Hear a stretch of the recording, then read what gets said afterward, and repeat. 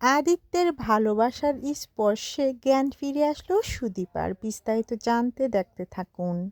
বন্ধুরা, অনুরাগের ছোঁয়াতে আমরা সবাই দেখতে পারবো সুদীপাকে বাঁচানোর জন্য দিশেহারা হয়ে পড়ে। এদিকে তো 40 লক্ষ টাকা প্রয়োজন, সেটাই বা কিভাবে জোগাড় করবে আদিত্য। পরিবারের সবাই মিলে টাকার জন্য দিশেহারা হয়ে পড়ে, কোথাও যে টাকা খুঁজে পাচ্ছে না। ডক্টর জানায় যতক্ষণ না পর্যন্ত টাকা আনা হবে ঠিক ততক্ষণ পর্যন্ত সুদীপার অপারেশন করা যাবে না। যেটা শুনে তো আদিত্য পুরো কান্নায় ভেঙে পড়ে, ছুটে যায় সুদীপার কাছে।